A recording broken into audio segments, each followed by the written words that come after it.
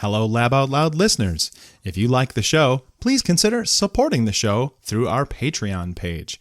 For as low as $1 a month, you can help support the show. Go to laboutloud.com/support to get started today. And now, on with today's show. You're listening to Lab Out Loud, Science for the Classroom and Beyond. I'm your co-host, Dale Basler. And I'm Brian Bartel. And we are back for another episode, good October episode today. But we got a little bit of housekeeping to do, right, Brian? Well, yes. Well, seasons change and we have to kind of keep up with some things here too. But our last episode, we talked about school supplies. Yes. And one of the things that we talked about was cell phones in the classroom. And you and I have kind of, we've been there from the start of when cell phones were in the classroom. But to be fair, we are not currently teaching in the science classroom, and so we do recognize that, well, things have changed. And so we did get some feedback from you as listeners about how hard it is to manage a classroom with the advent of cell phones being so, I guess, permeating our everyday existence. Yeah, the feedback we got was, I tried to use it as a classroom tool, but it's been a struggle. So we'd like to do an episode about that in the future. So we're looking for any science teachers out there who struggle with cell phones in the classroom or use cell phones in the classroom for science lessons, whether you're using the cell phone as a way, having students use their cell phone as a way to document things or even collect data, because we've talked about that in the past. We've had some apps, for example, that can collect data for the classroom. So anything to do with a cell phone in the science classroom, and if you're a science teacher and would like to provide input on that, please go to our website, laboutloud.com/contact, and drop us a line, and hopefully we can get you in a future episode. Yeah, we'd love to hear from you and your successes. And I do think, and of course I am biased, as I hope all of you are, that there's a science teaching is unique, and there is a great opportunity for cell phones in the science classroom, but I guess at what expense maybe, and that's the conversation we'd like to have. For sure. Now, as far as today's episode, we are going to resurrect a previous episode. I know, that was done 10 years ago, kind of in time for the season. I know that we have some jack-o'-lanterns out there and some inflatable ghosts that I've seen set up around the neighborhood and things like that. So we're going to go back in time and resurrect a encore episode from a guest that we had over 10 years ago. Yeah, this is Dr. Stephen Schlozman, and he is an author of a book called The Zombie Autopsies.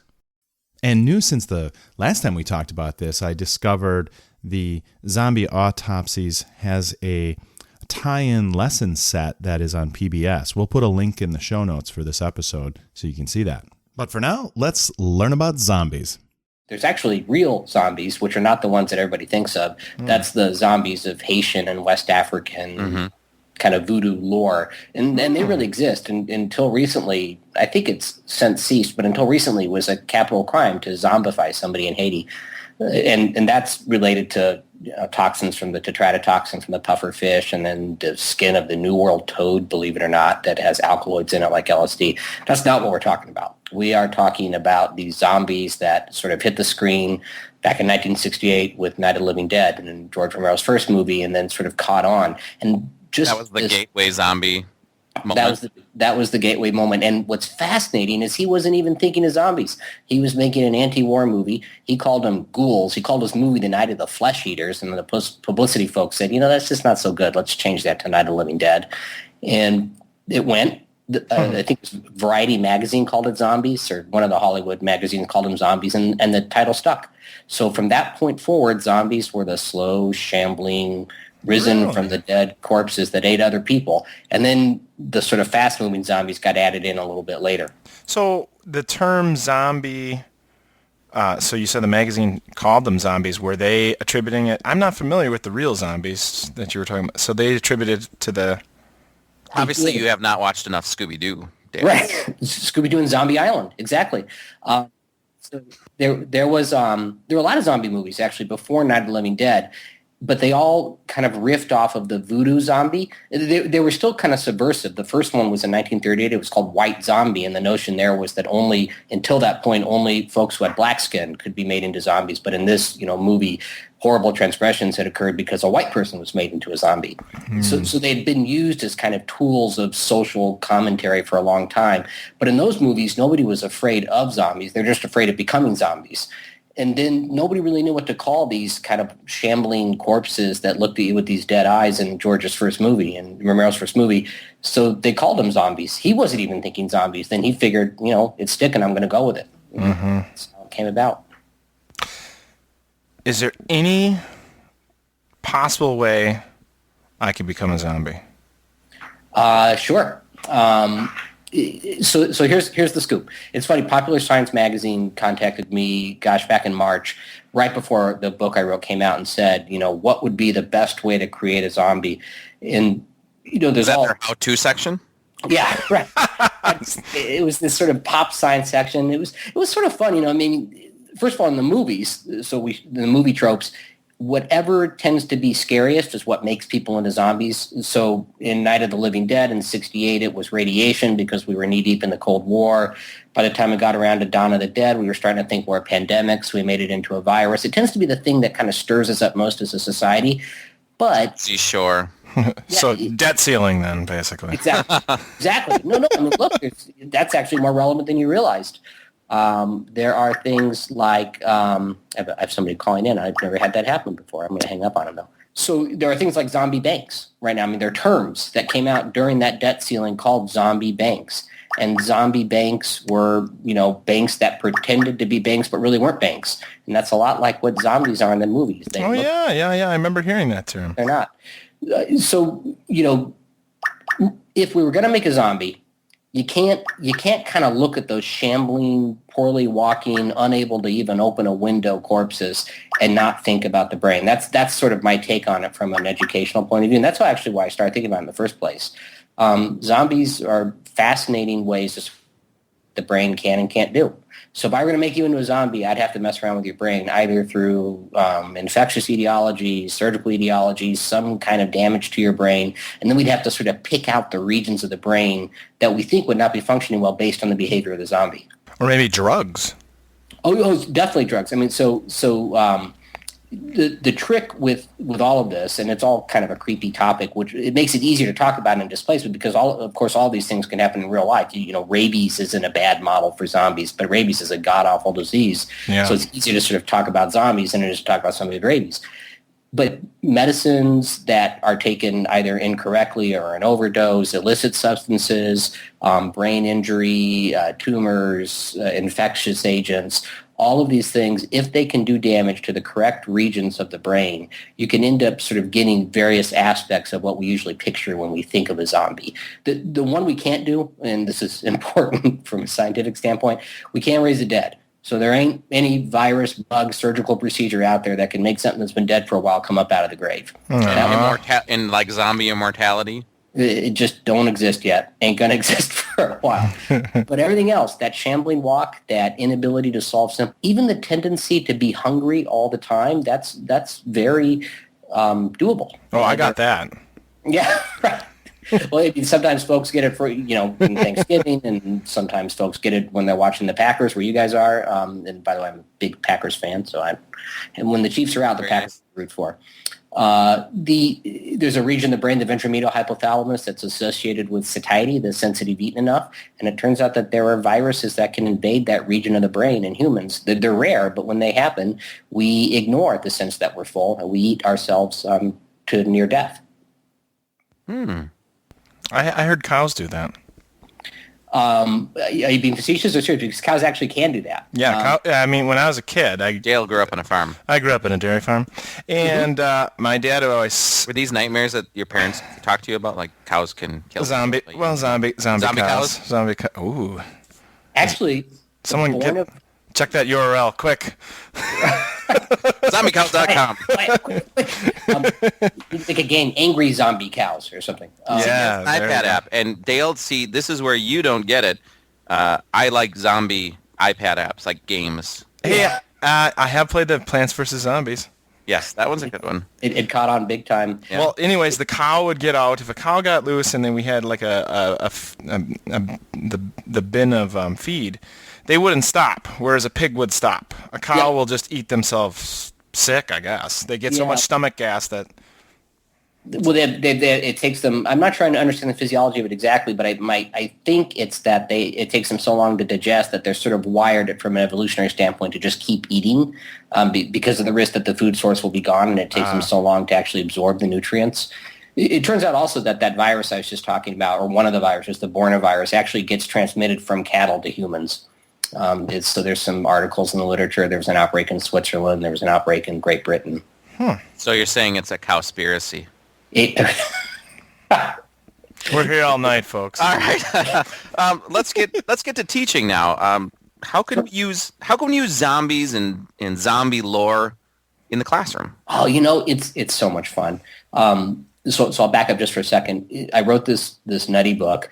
It's creepy and gory, but was a lot of fun to write. I have high school kids. I didn't expect high school kids to be reading it. High school kids email me and ask me questions about it because the book's sort of a mystery. You don't get to find out what the third organism is that's been created by these evil hedge fund managers to create the zombie bug out there. These evil investors decided they would bet on the market as it plunged, but then the genie gets out of the bottle. These kids write me emails and send me articles from journals saying, hey, is it this bug? Is this what we're thinking of? Is it this region of the brain? So it lends itself to teaching just the very idea of it, but in the classroom and in a formal way. What you can do is you could just show a clip, just a YouTube clip from Dawn of the Dead. Show the slow-moving zombies. I favor the slow-moving zombies. First of all, I think they're scarier, and we can understand that neurobiologically, but also I just think they lend themselves better to kind of scientific exploration. Show them the clip, and then you start the way we start any science experiment. We say, look, what do you notice?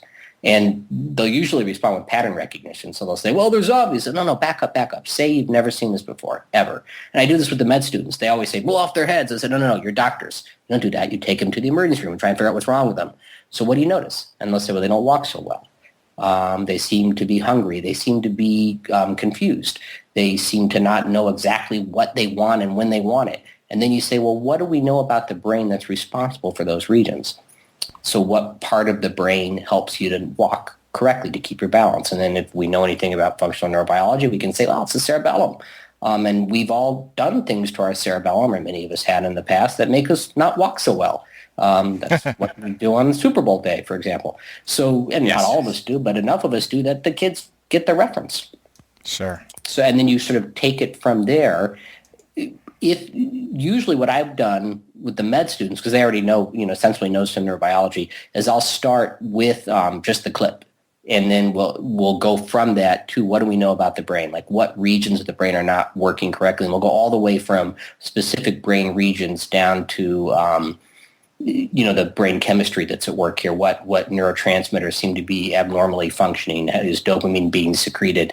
If you're in a high school classroom, and I've spoken to a bunch of different high schools around the country, what we'll usually do is start with a sort of model of the brain in the classroom, and I'll sort of literally toss somebody the model of the brain, and wherever their hand lands on it, I'll say, well, let me tell you what that region of the brain does.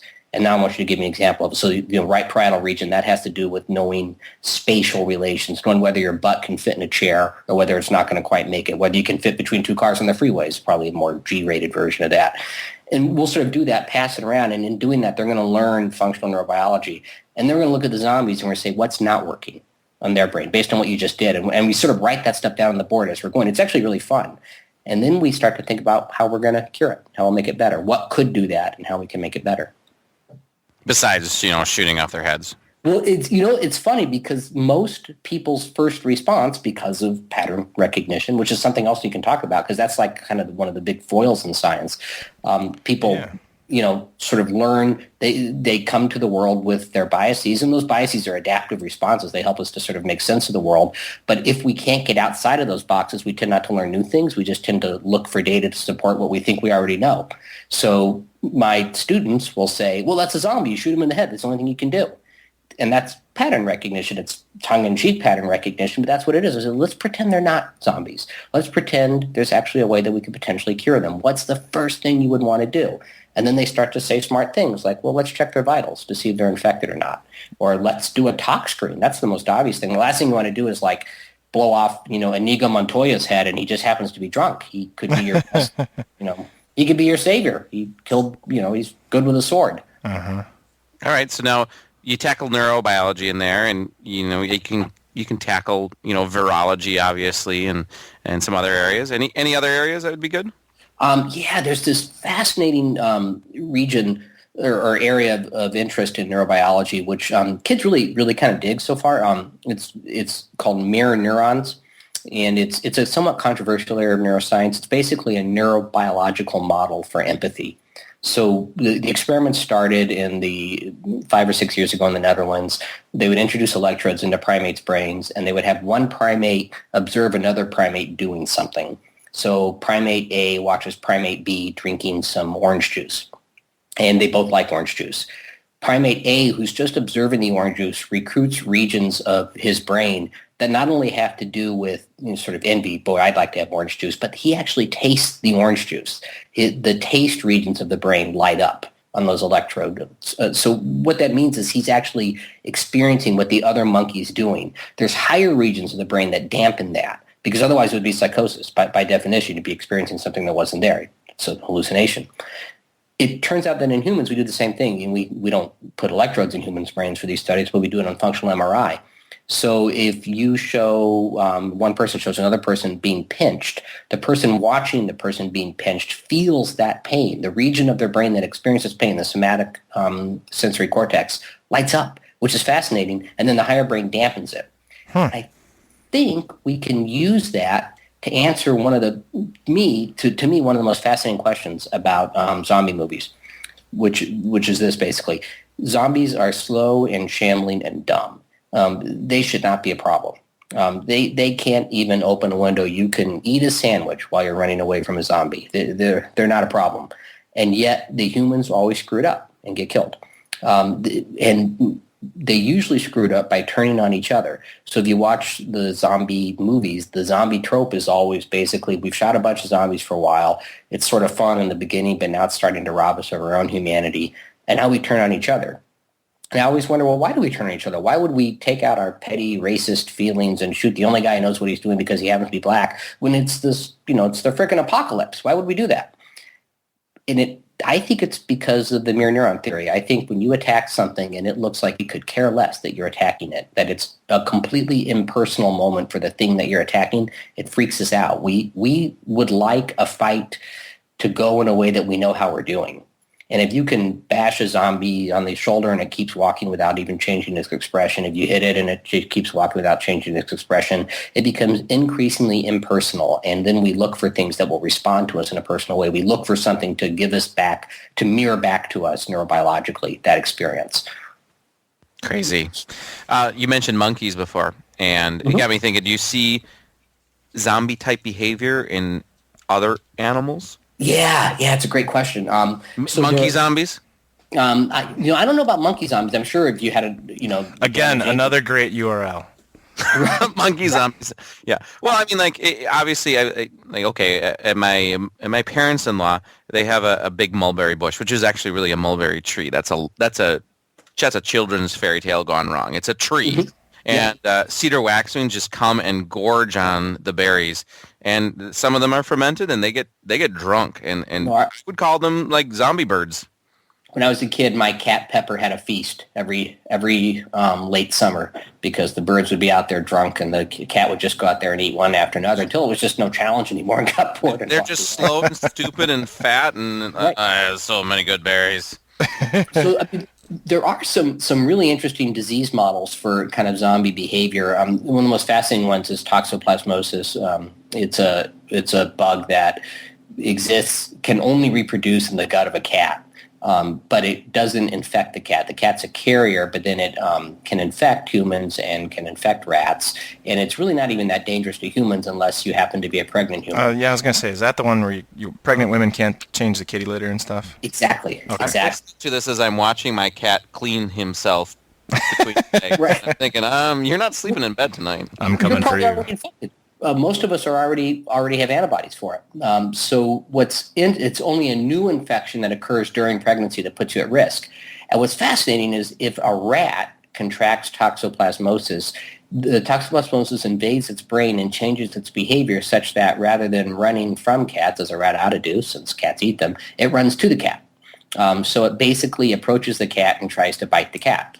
And the reason it does that, at least from a teleologic standpoint, is the bacteria it's not a bacteria, but the germ has basically convinced the rat to help spread itself. It's been this just freakish adaptation that allows it to spread it so that it gets into the cat's gut, and the cat poops out the bug, and then it gets transmitted to other things that can carry it around. Rodenticide. Exactly. And those are like rat zombies. Then there's other models. There's ants that get these funguses in their brains that cause them to sort of wander away from the line of ants. This is in like the Thai rainforest. And rather than staying below the canopy, they climb to the top of the canopy. And then at the very last second of their life, literally, the fungus grows around their mandibles and they clamp down on a ridge of leaves. And then the fungus bursts through their brain and grows up out and spreads its pores, they fall back down to the forest floor. So you have here something else that causes an animal to do behavior that's completely maladaptive, but helps the reproduction of the organism that it's carrying. What about the spread of zombies? Is there a connection there? Like the outbreak scenarios. Like you just talked about a little bit. Yeah. So there's no, I mean the time frame. Okay. Yeah, there's an epidemiologist at the University of Ottawa whose name is Robert Smith, and you have to say it that way because he legally, literally changed his name to have a question mark at the end of it because there are so many Robert Smiths in the world. Okay, so I saw that. Looking you up, and I saw that, and I thought that was a typo, but no, that is his name. It was Smith question mark, and I'm thinking, what? And I saw it twice, and I'm like, what the heck? You have to call it Professor Thank Smith. you for explaining that. That was a really big mystery for me today.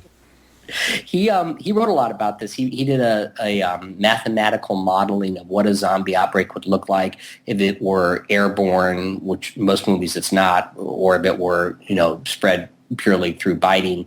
And he compares it to things like spread of the human papillomavirus.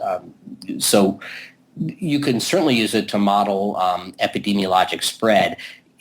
One of the reasons in the book I wrote that I made the zombie bug airborne is I couldn't figure out after talking to a bunch of epidemiologists and infectious disease docs how a non-airborne bug could create Armageddon. It just didn't work for me. If this is a bug that's spread through biting, it seems like we'd be able to get on top of it faster. Well, the book is out. March, right? Yeah, the book came out in March. The audio version's on its way out. We just sold the Spanish rights. It's not selling like crazy, but it's selling well enough for them to want a sequel and well enough for someone to Did you do the audio narration? So there's two. I wanted to do the narration, and they said, trust us, it'll be better with somebody else. So they've got two actors that I have to have the privilege of meeting with and sort of telling them about the characters as I imagine them so that they can be accurate to the book. Do they grunt them out and stuff, though? What'd you say? Because you're a novel. It's a novel, right? It's a novel, yeah. Yeah, I know, but I mean, are they going to do the voices? Yeah, so they'll do different voices for different characters. They'll do groaning sounds. I'm concerned intrigued. about groaning, yes. Well, I'm excited. I can't wait to get zombies in the classroom. Well, zombie science, not necessarily like, hey, we got a lecture today, kids. Some mornings I think I do have zombies in the classroom. Right. Well, I grew up in the 70s. There were zombies for all sorts of reasons in the classroom. Well, on that note, thank you so much, Steve. This is fantastic and very enlightening and entertaining, and I learned a lot about zombie science. Oh, it's my pleasure. Thank you guys for inviting me on.